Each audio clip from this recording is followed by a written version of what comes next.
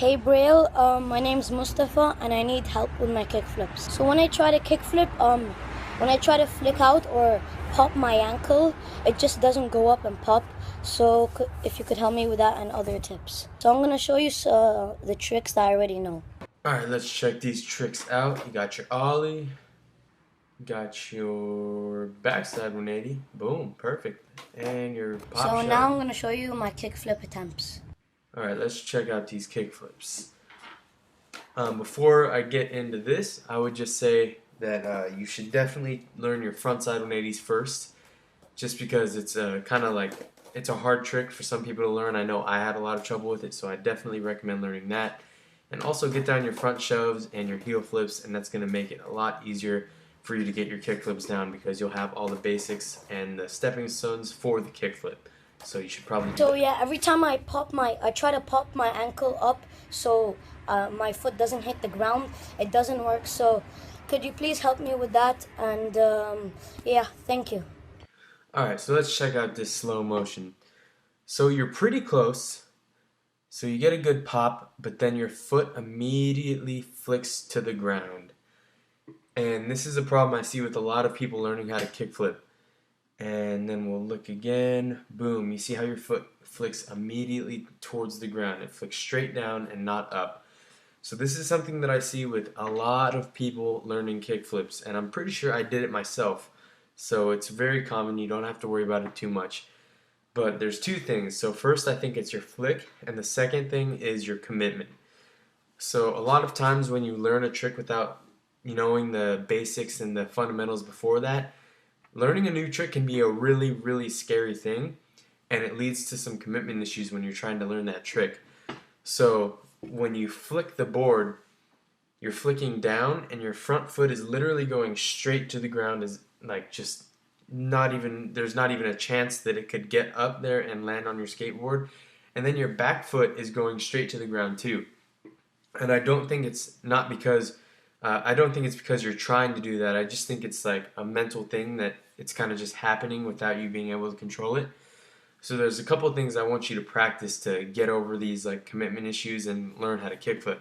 So the first one I want you to do is practice that flick over and over and over again. The big thing is you got to pop first. You got to get a really good pop, so your ollies have to be great. And then you have to practice your flicking motion. See right here, Aaron does the flick off the side of his nose, and he flicks up every single time. If you look at his foot in the next example, you'll see that his ankle flicks his foot upwards. You see that? That motion right there is what makes the pop and the kick flip. It makes it go high in the air so you have time to land it. So what you need to do is practice that flick, that upwards flick, over and over and over and over and over and over and over again until you don't even have to think about it. The downwards flick should just completely go away. I want you to forget about that and try to never do it again. And I just want you to keep practicing these upwards flicks over and over and over again until you get it without even thinking. Because when you get a good pop and you get an upward flick, that momentum is going to bring your board higher. And once you start learning how to flick it, you're going to start getting used to the feeling, and it's going to start becoming easier and easier. And with kick flips and consistency, with consistency comes getting more comfortable landing the board on the board. So you just want to get more consistent and more comfortable with making your board do what you want to do. In this case, popping really hard and getting a good upward flick. And then once you get comfortable with controlling your kickflip, you'll be able to easily land on top of the board and get your legs up, bend your knees, and catch the board in the air like Aaron does right here. So there's a couple things you need to work on. I just think your upward flick needs to be worked on a little bit. Don't flick downwards, it's going to mess up your kickflips, and just commit. Don't be afraid, just put your heart into it. I'm Eli Davis. I'm from Richland, Washington. Well, not really Richland, but West Richland, Washington, and I want to learn 360 flips because it seems like a really cool and really fun trick. And I like to watch my favorite pro skaters do it, you know, like Paul Rodriguez, Eric Koston, all of them, and it just looks like a really cool, fun trick to learn. So I'm going to show you what tricks I already got down and which ones I kind of need help with.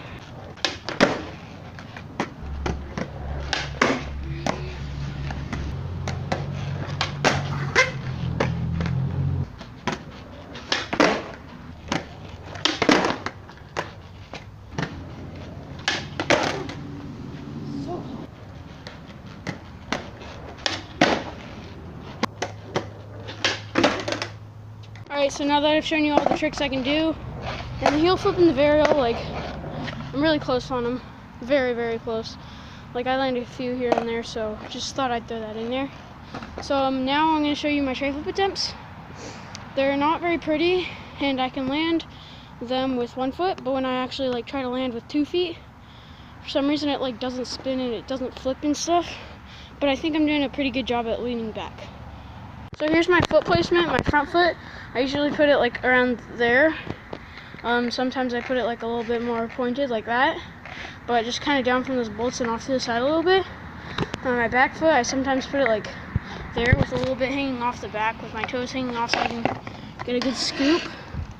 But sometimes I like to put it like really far back on the tail like that, just because I feel like it gives me a better scoop. But yeah, like that's just my foot placement, and like I can like kind of like get to land it with 1 foot, but like it's kind of rare. Now I'm going to show you like a billion different angles of me doing tray flips so you can see exactly what I'm doing wrong. So here you go.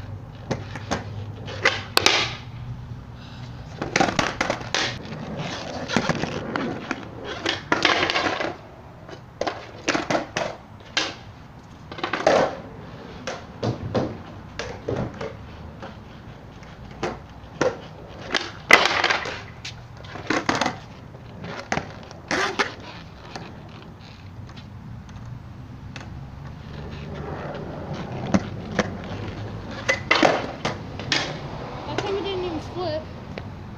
So I don't know if my scoop is wrong or what, but it just totally changes when I actually try to land on it from when I'm like just trying to land it with 1 foot. So I'm kind of like, I don't know what to do.